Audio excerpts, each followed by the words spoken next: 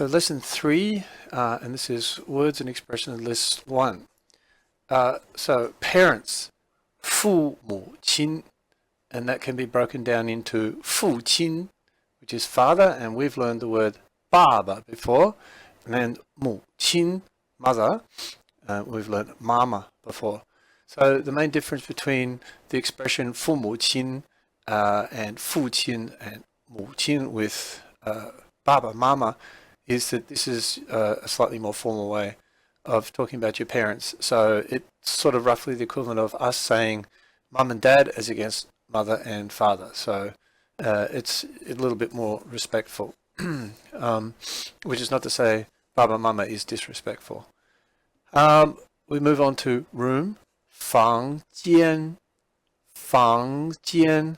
房 means a building of some sort.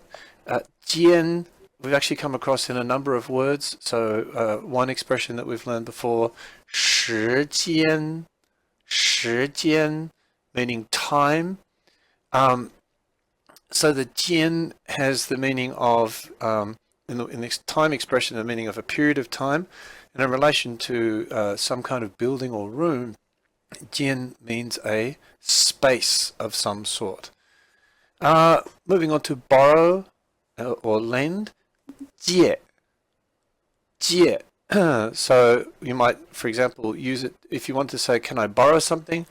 我能借一下你的地图吗?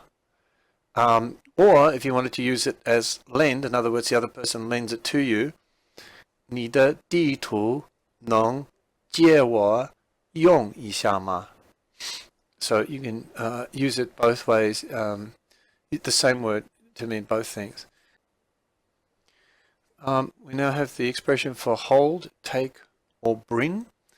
Particularly when it means take or bring. To mean to take, we would add the verb to go, 去, after it, 拿, 去. If we wanted to make the word bring, then we would add the word 来, to come, after it. So 拿来. So an example would be if you're sitting in the classroom there and there's say a book on my desk that I want to give you, and I might say, 我拿去给你, so I will take it over to you. Or you might say, 请你拿来, 请你拿来, can you bring it to me? So take or bring. Next one is to visit or to look around. 参观, 参观. So it means visit in the sense of looking around. So to go somewhere and to look around. It does not mean, for example, to visit a friend or visit family. In the case of those two situations, you could say 去看朋友, to visit a friend. I mean, literally to see, but also means to visit. So this only means when you're looking around a particular place. The next one, new, 新. I think we've come across this in the earlier lesson when we talked about food not being fresh, and we learned the expression 不新鲜. So I talked about this in the video for the vocab for lesson 2, I think it was. Next one is a very important and very useful word, and it means first. 先, 先. Now, it means first in a very specific way. It means first in the sense of first do something and then do something else. So an example might be 我打算先去北京，然后再去上海. So it's first in that sense. It's not first as in first, second, or third. But we actually then do learn how to say first, second, or third with the next prefix, 第. And I'm pretty sure that we've touched on this before, but anyhow, so to say, first place, second place, third place, first, second, third, 第一, 第二, 第三, etc. So you have 第 plus the number afterwards. Fairly straightforward.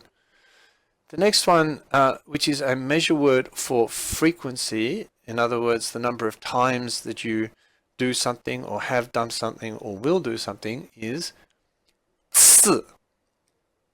次. So you might say 北京我去过很多次.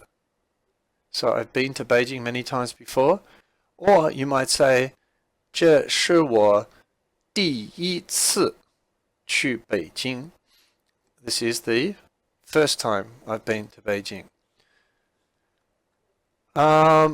Next word is politics. 政治. 政治. The next one is economy. 经济. 经济. So it can mean economy in the sense of the actual economy, or it can mean in the sense of more general sense of economics as well. Next word is history. 历史. 历史. And then our next word is culture. 文化. 文化. Moving on, country. 国家. 国家. And if you look at how that word is constructed, it's constructed of 国, which we already know, to mean country, and 家, meaning home or family. So obviously there is a cultural concept embedded in that word, where your country is considered to be your home and or your family. Also just with 国家 too, sometimes when Chinese people use the word 国家, they're often referring to the state, as in the government. So sometimes 国家 can also be used to mean the government of the country. Museum. 博物馆. 博物馆. Just looking briefly at that, the last character 馆 is a place that is used for a specific purpose. So we have 饭馆, sorry, I added the in. 饭馆, which is a place where you have meals. And we've learned that as 饭店, meaning restaurant. And in this case, this place is used for what? This place is used to display 博物. Wu means things in the very general sense, or any kind of thing, which could be, you know, an animal, it could be an object, whatever. And bo means a huge range of. So bo wu is a huge range of things. So this is a place that displays or exhibits a huge range of things. Bo wu guan. The next one, to be interested in.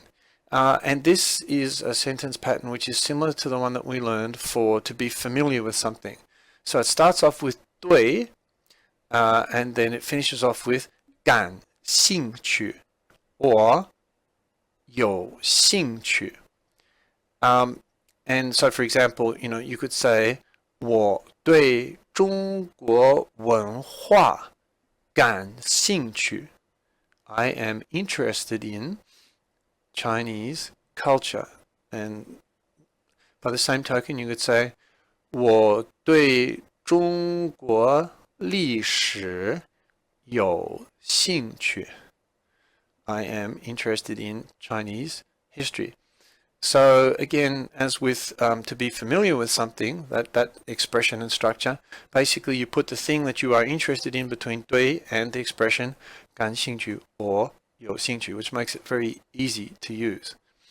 The last expression is an expert on China. 中国通. 中国通. 中国 needs no explanation. 通 means where you understand something thoroughly. You completely understand something. This expression is often used rather amusingly when Chinese people meet a foreigner for the first time, and the foreigner might actually only say to them something like 你好, and immediately Chinese people will respond, 哎呦, 你是中国通. You're an expert on China.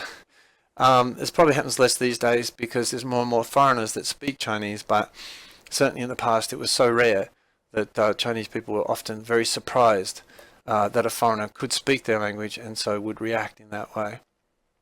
And the final one here is a proper noun, and you will be expected to know this for any tests or exams.